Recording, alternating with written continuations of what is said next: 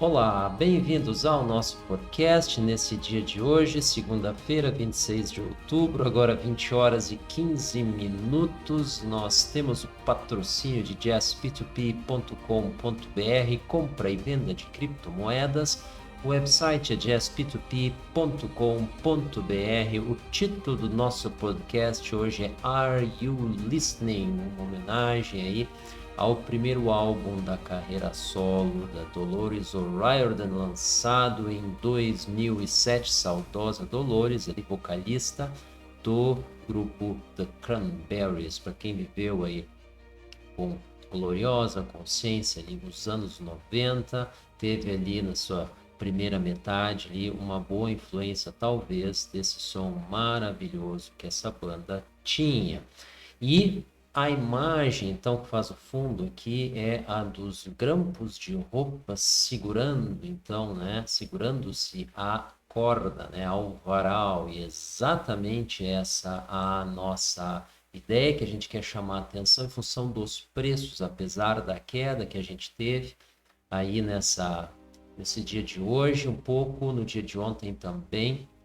Nós chamamos atenção para o fato de que isso é normal, a gente subiu bastante e a gente tem bons indícios aí de que esse movimento de recuo é limitado aos níveis atuais. A gente lembra, continua acima dos 12K, em especial acima dos 13, conseguimos fechar a semana acima dos 12K, apesar da gente estar com um momento baixista aqui, né, na diário, no gráfico diário. A gente não pode chamar isso aqui de tendência, quase não dá para chamar de momento baixista, porque a gente ainda não teve quedas, mas vamos dizer assim, um viés baixista, gráfico diário. Acho que essa é a maneira correta de colocar. Por que viés e não momento? Porque a gente não está caindo, né? Mas a gente está com uma QD apontando para baixo no gráfico diário, então dá uma ideia de viés baixista no gráfico diário. Ele ainda não se confirmou e a gente já comentou com vocês que a gente vê um padrão muito parecido com essa curvatura aqui. Então a gente está, na realidade, a gente está horizontalizando, essa é a nossa opinião, ninguém sabe o próximo candle, quem diz que sabe mente.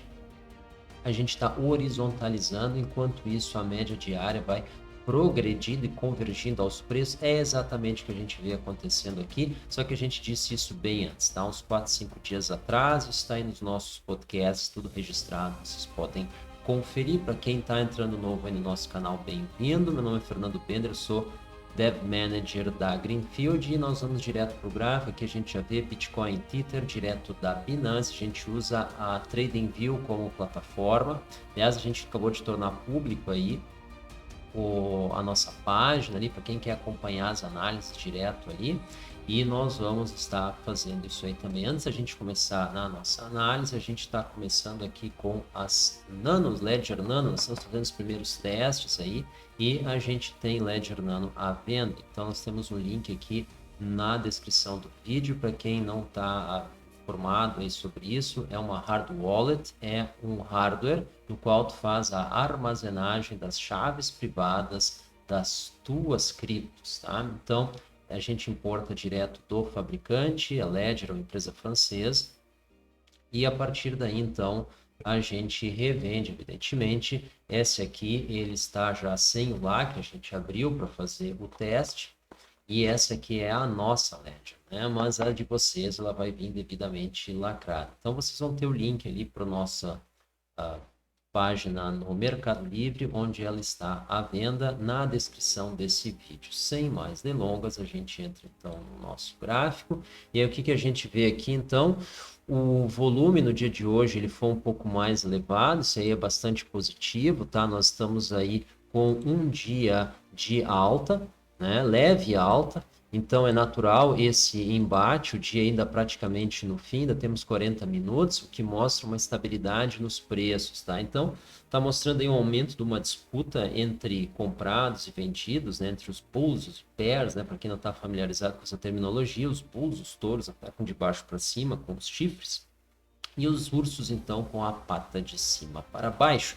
Então, uns representam um potencial alto, os outros potencial baixa no mercado. Então, eles estão em eventual disputa aqui, mantendo os preços razoavelmente estáveis, apesar da volatilidade que a gente observou durante o dia, mas o volume maior indica aí uma potencial acumulação, ou seja, eles estão desenvolvendo um momento para romper esse impasse numa direção ou na outra. A gente continua tendo a média móvel aqui diária dos últimos 20 períodos como suporte imediato, apesar da gente ter tido alguns rompimentos nela, foi com bastante volume, então nos leva a crer ali uma possível suporte de significância, ou seja, ele rompido, ele indica um movimento maior na direção do rompimento, nesse caso seria para baixo, e caso isso aconteça, então, o que a gente pode ter é um teste até o suporte, né? E com rapidez, ou seja, algo que se concretiza no dia e no mesmo ou no seguinte, então, já desenvolve, tá? Nesse caso aqui, a gente vê a média móvel agora aos 12K, o que é exatamente o limite do fechamento semanal que a gente rompeu, fechando acima desde 2017, final de 2017 nós não fechávamos subindo uma semana acima dos 12K. Nós fizemos isso, chegamos aos 13K, então tá maravilhoso esse cenário. A gente continua vendo ali um momento altista, tá? Vamos dar uma olhada, né, na semana para identificar isso um pouco melhor. A gente vê aqui na semana o MACD está com uma inclinação positiva e nós estamos então com toda a possibilidade de continuar a nossa ascensão. Nós estamos comprados, a gente tem uma pequena exposição em criptomoedas, a gente está comprado, a gente está apostando numa alta, a gente estava com posição vendida, a gente reverteu depois desse recuo aí que teve, a gente entrou comprado. Teve um recuo um pouco maior, mas a gente continua com a visão de que nós estamos ou no fim ou bem perto do fim desses recuos, tá? Por quê? Porque a tendência semanal é de alta, então é natural, tá? Nós vamos, então, qual é a ideia? Volume na semana, evidentemente agora está começando, mas a semana anterior foi uma semana de volume. A gente pode ver aqui, nós superamos, então, bastante bem as duas últimas semanas, aliás, várias semanas, né? E a última semana que a gente teve com volume superior ao da anterior foi exatamente no que nos levou a testar a média móvel, exatamente, então, logo abaixo dos 10K, tá? 9K8. Então, naquela semana nós tivemos um volume bastante forte, então essa semana que encerrou nós tivemos um volume bastante maior do que a anterior, da mesma ordem de grandeza dessa que eu acabei de citar, o que nos faz crer numa continuidade dessa movimentação altista. Então a gente não pode se exaltar, porque a gente teve um dia de pausa no movimento de alta, tá? Então o ativo está cumprindo o seu papel aí de cruzar então novas resistências, né? Singrando novos mares, tá? Isso que a gente está fazendo no gráfico semanal, tá? Nós tivemos aqui, que fica claro, podem olhar que o preço atual que está batendo com o fechamento aqui da semana anterior está acima de todos os fechamentos. Ah, mas aqui teve isso aqui, são as sombras ou franjas, como queira, as máximas, né? Nós temos aqui o único candle de alta que nós fizemos um fechamento cruzando para cima, nós tivemos aqui. Então, desde janeiro, 1º de janeiro de 2018, então que a gente não tem alta, um fechamento acima dos 12K, mas eu estava contando esse aqui, que foi 4 de dezembro. Então, dezembro de 2017, janeiro de 2018, terminando a primeira semana, nós estamos falando de 5 semanas, foi essa a última vez que a gente fechou uma semana acima dos 12K. Então, parabéns aí para todos que estão comprando nesse período, fazendo uma alta. Evidentemente, a gente pode ter um recuo, a gente pode ter uma volatilidade bastante grande, mas os indicadores apontam para cima. Vamos dar uma olhada, então, nos ativos que nos orientam, tá? Então, para cima, nós não estamos vendo uma resistência, nós estamos vendo apenas a possibilidade de novas altas. E para baixo, a gente tem suporte. Já vamos dar uma olhada aqui. Os 12K a gente comentou para vocês no gráfico diário. Agora vamos dar uma olhada nas coins aqui que nos influenciam. Primeiro, será que a gente pode olhar o BNB então como uma base? Bom, aí a gente vê aqui o volume nas últimas 24 horas das principais exchanges. A gente vê que a Binance está em segundo lugar, dividindo o pódio aí com a Huobi Global, né? Então, não é uma dominância disparadamente maior, desproporcionalmente maior, tá? Mas a gente ainda vê algum mérito na análise do BNB. Então nós vamos para lá agora, tá? Então BNB em Tether, que é a coin nativa da Binance. Binance, para quem não está sintonizado nisso daí, é a coin nativa da blockchain deles, tá? Então, embora aqui na semana a gente esteja com um MACD com declividade aqui negativa, então ele estaria praticamente fazendo um topo, ele está num nível bastante alto, a gente pode ver aqui 31,2. Vamos olhar no diário o que ele está nos mostrando. Aqui ele está levemente otimista, que nem na semana levemente baixista. Então ele está aqui rente ao topo, tá? Mas a gente teve um dia com bastante volume e uma expressiva elevação. Isso aqui para nós é muito positivo, a gente pode ver aqui o cenário de alta pintado aqui pela inclinação positiva da média móvel. Aqui a gente teve uma leve senoide, um leve desvio, né? Mas a realidade segue apontando para cima, o volume estável aqui, e a gente está fazendo topos, então, né, mantendo os níveis anteriores e com um topo aqui no OBV. Então a gente vê a possibilidade de uma continuidade desse movimento altista e do seu rompimento. Então o BNB, que é a coin nativa da Binance, apontando para cima, a gente vê isso aqui no gráfico diário, tá?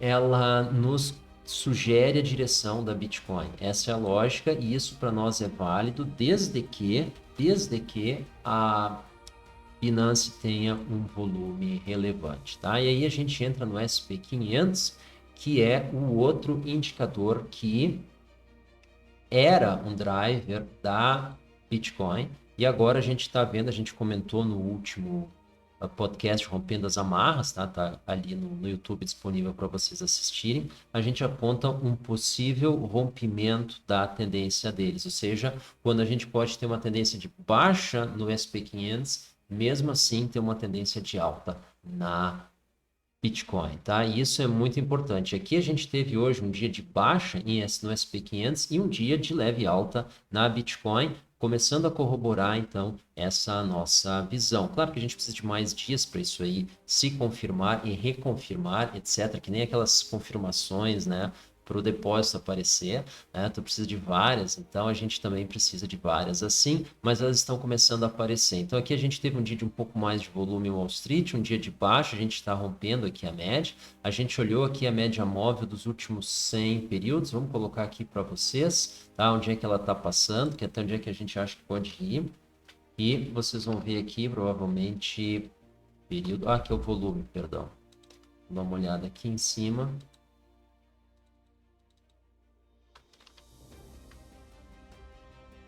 Aqui, nos últimos 4 testes aqui, nós fizemos, nos últimos 4 recuos, nós testamos a média móvel de 100 períodos, tá? E essa média móvel, ela está atualmente passando em 3K3 exatamente aqui, tá? 3K3, 3.302 pontos, tá? Para quem não é 3K3, isso aqui é nomenclatura de resistência de resistor, tá? Então, o que isso tem a ver com cripto? Nada, né? Exceto eu, que sou engenheiro eletricista e agora estou fazendo, então, podcasts de cripto, tá? Então, 3K3, né? Essa aqui é o recuo máximo que a gente vê, então isso pode acontecer e a partir dali a gente deve ter uma virada. Essa é a nossa expectativa, tá? Então nós estamos falando aqui de um recuo de praticamente ainda 3% em cima dos preços atuais do SP500 que está em 3K4. Então 100K dá mais ou menos 3 vezes isso daí, tá? Então esse é o único porém aqui. Então, isso vai virar a tendência da Bitcoin? Não, tá? Não, isso não deve virar a tendência da Bitcoin, ela deve seguir em alta, ela pode sofrer um pouco com isso, mas isso pode ainda mais exacerbar, então, essa diferença das duas coins. E essa, então, foi a nossa análise para o dia de hoje. A gente termina, então, com o SP500 descendo, isso pode trazer um pouco mais de volatilidade na Bitcoin, mas a gente tem que observar duas coisas. O SP500 descendo, se a Binance continua com volume bastante superior aos demais e a BNB, que é a coin nativa dela, segurando então a casa dos 31 e na pior das hipóteses os 30, a gente não precisa se preocupar com a Bitcoin. recusa ali, pode ser um buy the dip. Essa aqui é a nossa opinião, não é indicação, não é sugestão, não é recomendação. Buy the dip é compra fundo, tá? Então é isso aí que a gente vê acontecendo, tá? Aliás, falando em buy the dip, antes de fechar um bônus aí para quem está nos acompanhando aqui até o final, agora eu lembrei, às vezes eu quero mostrar alguma coisa para vocês, eu esqueço. Eu vou mostrar aqui the mother of all the divergence, a mãe de todas as divergências, ela fica no gráfico semanal. Eu não vi isso, evidentemente, é a Bitcoin em Tether aqui na Binance, mas eu vi isso há pouco e eu pensei, eu vou mostrar então para os nossos queridos ouvintes, tá? Olha que interessante aqui esse gráfico, tá? O que nós temos aqui? Nós fizemos um fundo, vamos ver que isso aqui vai aparecer no gráfico diário ou no gráfico semanal, tá? Nós fizemos um fundo aqui, nesse nível do OBV, e nós tivemos toda essa queda aqui. E nós fizemos um fundo levemente inferior aqui, praticamente no mesmo nível. Então, olha o desnível em preços que nós estamos falando aqui. Vamos dar uma olhada quanto é que isso aqui foi. Aqui nós estamos falando de 6K, aqui nós estamos falando de 3K7, tá? Então, 6K, 3K7, mas nós tivemos uma pequena diferença aqui em volume, tá? Vamos dar uma olhada no SP500, que nessa época o SP500 estava bastante relacionado com a Bitcoin. Aqui nós tivemos um fundo. Olha o OBV onde é que fica. E aqui nós tivemos outro fundo. Olha o OBV. Nós fizemos um fundo bastante, substancialmente menor em preço, mas nós não renovamos ele em volume. Isso aqui é buy the dip. Isso aqui é uma divergência, tá? Isso aqui é o que a gente chama de um bear divergence, né? Ele caiu, mas não fez um fundo em OBV. Ele fez um fundo em preço, mas não fez um fundo nesses indicadores de momento. Em geral, o pessoal usa RSI, eu gosto de usar aqui o OBV. Então, nós não tivemos uma queda, um volume tão grande na queda, tá? Apesar dessas colunas assustadoras aqui, elas não compensam essa sequência de alta aqui de colunas menores, muito interessante, tá? Então aqui a gente tem uma super divergência, na nossa opinião, isso aqui era um buy the dip, assim, assustadoramente. E como, apesar de exatamente essa divergência não ter ocorrido em Bitcoin, como eles estavam bastante correlacionados nessa época, eu dizia isso, essa divergência aqui era um buy the dip também na Bitcoin. E aí a gente vê aqui os 3K7 indo para os 13K agora, tá? Então isso que a gente gostaria de mostrar para vocês. Então foi uma bela oportunidade, a gente está olhando para o passado, mas ficam as lições, que é cuidar então divergência de preço e volume, na verdade o OBV, né? Ou de um outro indicador de momento que vocês preferem. O que é o indicador de momento? É um indicador que a média dele é zero. A média dele com o período tendendo ao infinito ela é zero. Isso é diferente de uma média móvel, por exemplo. A média móvel não é um indicador de momento, é um indicador de tendência. A média dele não é zero, tá? Falando em termos de processamento de sinal, é um passa-faixa, tá? É um filtro passa-faixa. E a média móvel é um filtro passa-baixa, tá? Então, eles não têm, passa-faixa não tem média zero, porque a média é o DC e não tem DC. Isso não era faixa, né? Era baixa. É isso então, pessoal, muito obrigado pela atenção, muito obrigado pela audiência, bem-vindos aos novos inscritos, aos que nos acompanham há bastante tempo, muito obrigado a todos, tchau.